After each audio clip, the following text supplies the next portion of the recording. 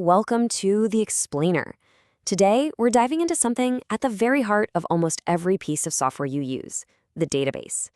We're going to talk about how you choose one, how you scale it, and how you live with that choice. So here's our roadmap. We'll start with a common problem, lay down some ground rules, and then we'll peek under the hood to see how these things actually work. From there, we'll look at the breaking point, the tough choices engineers have to make, and finally, the big takeaway from all of it.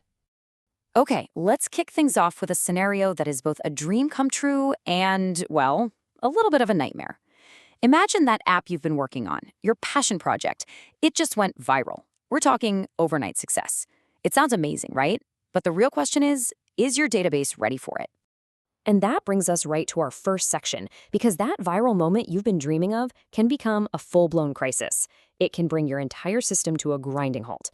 We're talking slow load times, users getting errors, and the whole thing just crashing. All of a sudden, that trusty little database that was humming along just fine with a few thousand users is now the single biggest bottleneck in your entire system. It's kind of like trying to force a river through a garden hose. And if you don't fix it, and fix it fast, all those excited new users, they're going to get frustrated and leave. All right, so before we can even think about fixing our performance problem, we've got to back up for a second. We need to understand the fundamental promise, the contract, really, that a reliable database makes with your data. And that contract has a name, ACID. It stands for 4 key properties that are basically the non-negotiable guarantees that keep your data safe. They ensure that when you tell the database to save something, it's actually saved and saved correctly. Now, here's how these 4 things work together. Just think about a simple bank transfer. Atomicity means the whole thing is all or nothing. Money can't just vanish. It either moves completely from my account to yours, or nothing happens at all. Consistency makes sure you can't break the bank's rules, like overdrawing your account. Isolation is critical. It prevents 2 transactions from messing with each other if they happen at the exact same time. And durability? That just means once the transfer is done, it's done for good, even if the whole system crashes a second later. With that foundation in place, it's time to pop the hood, because how a database actually organizes data on a disk is probably one of the most critical things that determines how well it performs.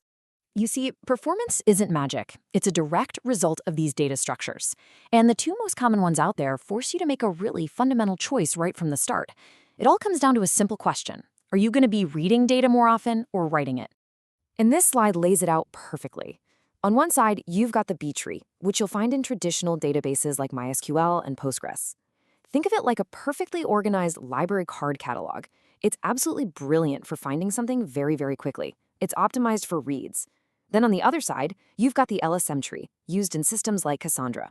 This is more like the loading dock at a giant warehouse. Its #1 priority is just to get new data in the door as fast as possible. It worries about sorting it all out later. It's built for super fast writes. Okay, so armed with all that, let's get back to our viral app, which is buckling under all this new traffic. That server that was working perfectly last week, well, it's hitting its absolute limit. So you've basically got 2 ways out of this. You can scale vertically, which is a fancy way of saying you just buy a bigger, more powerful server. It's simple, but you'll eventually hit a wall where you just can't buy a bigger machine. Or you can scale horizontally. Instead of one huge server, you get a bunch of smaller ones and spread the work out. This can scale almost forever, but as you can imagine, it gets a lot more complex. Yeah, scaling horizontally isn't just one magic fix. It's a whole toolkit of strategies engineers use. They can do things like indexing to make database lookups faster, caching to keep frequently used data in super fast memory, or replication to create copies of the database just for handling read requests. The list goes on and on. But one of the most powerful and most complex tools in that kit is something called sharding. This is how the real giants like Instagram handle their data. They basically chop up their massive database into smaller pieces, or shards. For example, they might put all the data for users A through M on one set of servers and users N through Z on another. It's how you handle that kind of mind-boggling scale. And all of this leads us right to the heart of the matter, the real architect's dilemma. The truth is, there are no perfect, simple answers here. There are only critical trade-offs that you have to navigate.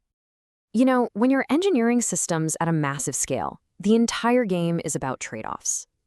Every single time you make a choice to gain something, Whether that's incredible speed or infinite scalability, you almost always have to sacrifice something else in return. There's no free lunch. The first big trade-off is often the classic one, SQL versus NoSQL. On one hand, you have SQL databases, which give you that rock-solid data integrity and a predictable structure. On the other, you have NoSQL, which offers incredible flexibility and massive horizontal scale. You're essentially trading some of that strict consistency for the ability to grow. Then there's the famous CAP theorem. It basically forces your hand. It says that when there's a network failure, and there will be network failures, you have to choose. Do you want consistency, where everyone is guaranteed to see the most recent data? Think of a bank balance. That has to be consistent. Or do you want availability, where the system is guaranteed to respond even if the data is a little stale? Think of a social media feed. It's better to see the feed than to get an error, right? You have to pick one. And finally, there's even a trade-off in how you structure your data. Do you normalize it, which means keeping everything clean with no repeated information? It's efficient and updating is easy. Or do you denormalize it, where you deliberately copy data around? You might copy a user's address onto every single order they place. Why? Because it makes looking up their orders way faster. You're trading storage efficiency for read speed.